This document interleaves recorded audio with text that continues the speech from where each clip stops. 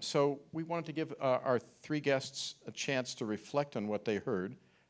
Liz Joyner, Joan Blades, and John Steiner are all, they'll say a word about themselves in a minute. I won't introduce them. They'll say the word about themselves, but they're all going to just reflect on what they heard, because as I was saying as the moderator, I was feeling a lot of energy here and a lot of excitement and a lot of possibility in Utah.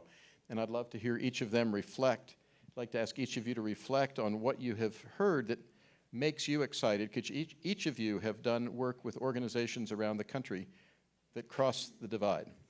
You with Village Square, you with Living Room Conversations and other organizations, and John Steiner with Bridge Alliance and other organizations you've been involved in your lifetime of transpartisan work. Could you reflect on what you heard that excited you? What was something that you felt, that's something you're going to tell people outside Utah about? So at the Village Square, we really believe this is a bottom-up affair. So we agree with a lot of the commentary from the last panel. We think that that's a beautiful American sort of refounding story. Isn't that what we're about? Isn't that our through line?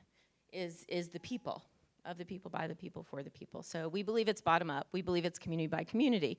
So both in Florida and in Salt Lake City, with the organization that you have started here, we're all about building relationships across the aisle, very much like what you saw on the panel before. So I'm going to try to, Utah, Salt Lake City specifically, and Utah broadly, has been on our radar screen for a long time. We've been watching, even before we met Jacob, even before the results of this election. Everything we keep learning through the election, through this panel, says the same thing to me, and I'm going to try to craft kind of a love letter from Florida to Utah.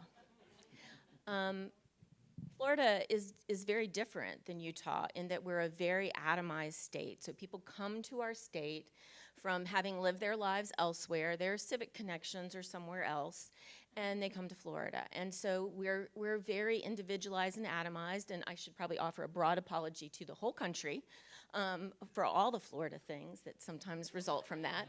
But specifically, from a state that arguably started all this, it feels like we've been in a cycle of kind of equal and opposite reactions since 2000. And of course, with 9/11, that accelerated. And I wanted to offer a counterexample of equal and opposite reactions, and that's the Charleston church shootings. And I think that we saw there something that can happen nearly instantaneously to change the direction of the reactions. And it started with a faith community and with forgiveness that was nearly inexplicable. And all of a sudden, everything changed. And so this is what I want to say from Florida, speaking on behalf of all 20 million of us for a moment, to Utah, is that I think that you have something here that's really special. And I think it's the glue that connects you, and it's in no small part due to the LDS Church, as we saw. I think that you get that, and I think that it's those relationships that are going to change this.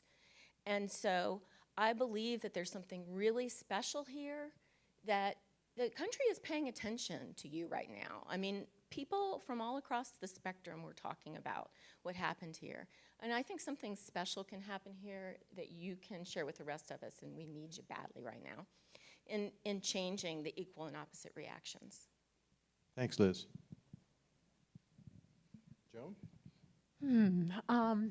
Well, I'm here from Berkeley, California, and I do living room conversations. And the reason I do living room conversations is because living in Berkeley, California, there's this quality that's happened in our country where we've found it's impolite to talk politics, and we've become increasingly homogenous.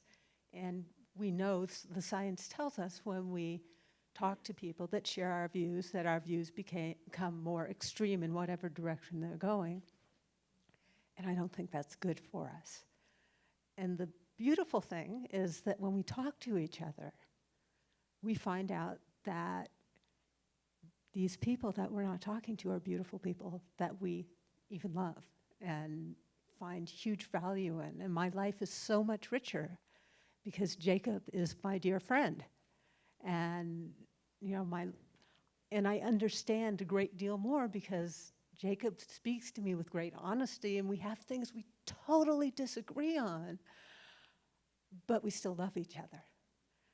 And that is the piece that, I see being demonstrated here. And I think, honestly, this is a place where faith communities can lead, because loving our neighbor is something that we all get at a gut level, that this is the kind of world we want to live in, the type of community we want to live in. And in California, the Episcopal Diocese of El Camino Real, the bishop and the clergy are using living room conversations, and they're just intimate little conversations, 2 co-hosts with different viewpoints, invite 2 friends each, got some simple ground rules, what you learned in kindergarten, take turns, be respectful, be curious, simple. And then you have a guided conversation that's just about really listening. You had some people sitting here that are talking about listening, and it's the most powerful stuff. It's funny, we have to be reminded sometimes that it's so powerful. But when we care about each other, we hear each other differently, and everything changes.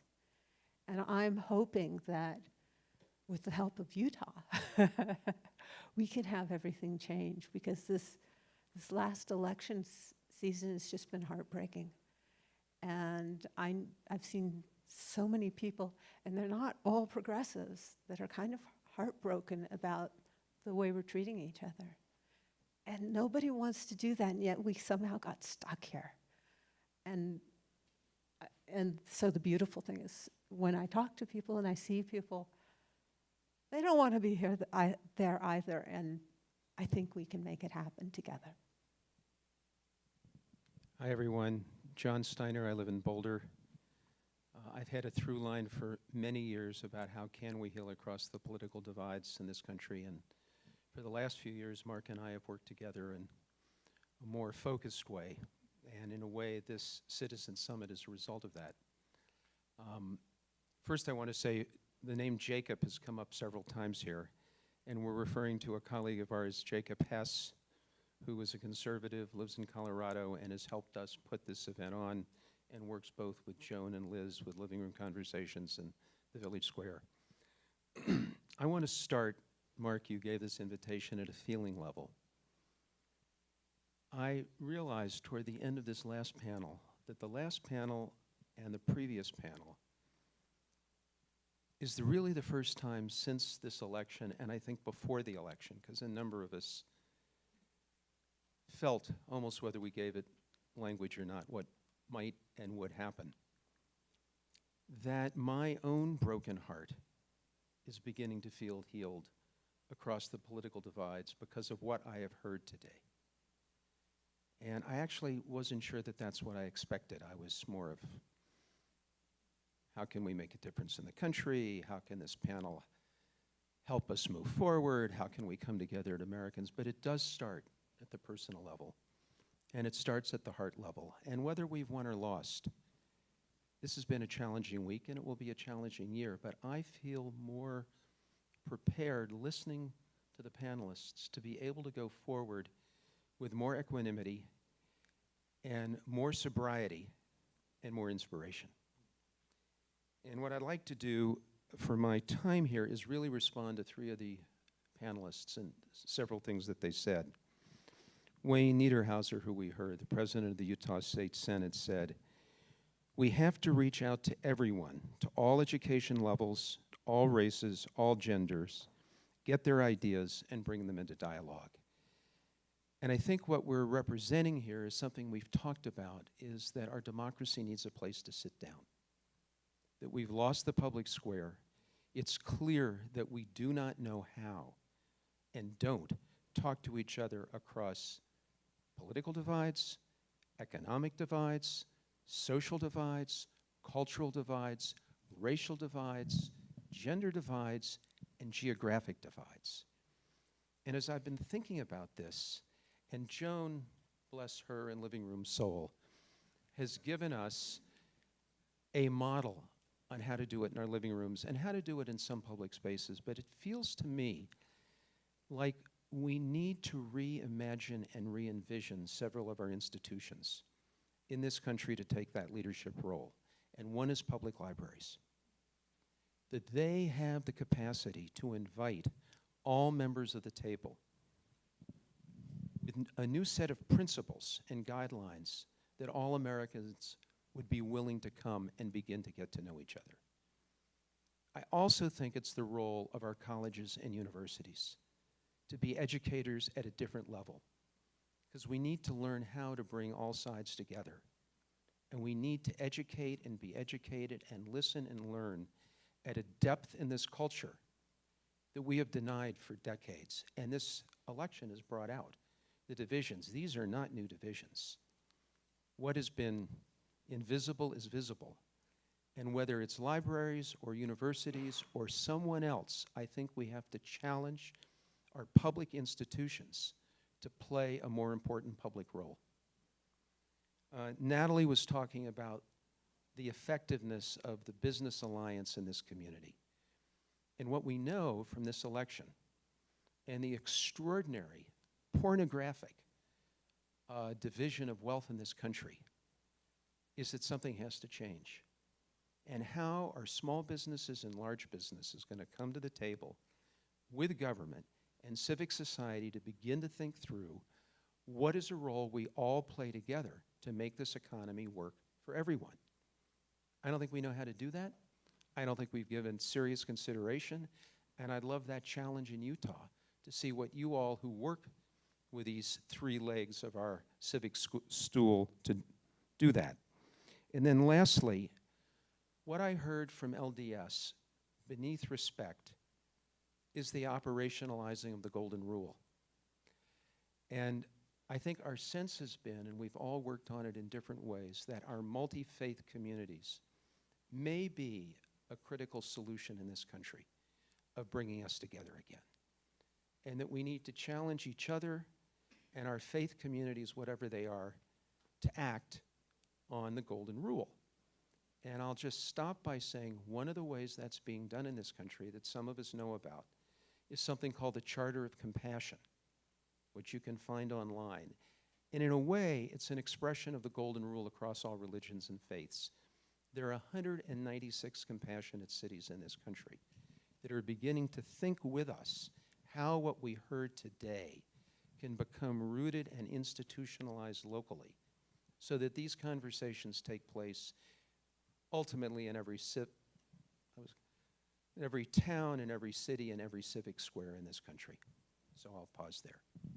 Thank you. So Utah Citizen Summit, this is what it's about, and I guess unlike the panel that preceded us, we all get on planes tomorrow and we fly home.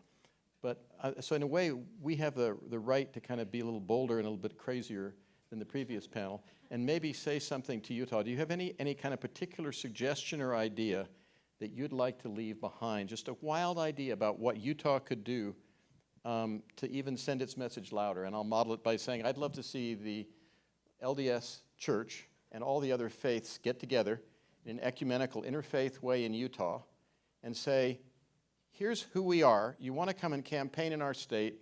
Here are our values. Honor our values or you won't get voted for.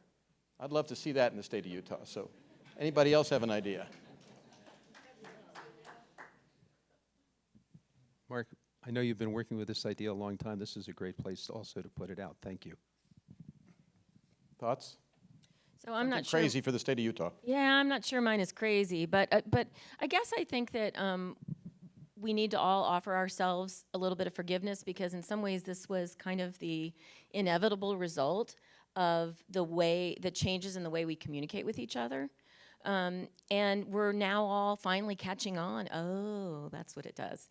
And so we kind of need to say, okay, that was human, and now we need to turn our attention to fixing it. And I guess I wanted to riff a little bit off of what John said, too, that I think is one of the advantages of what you have.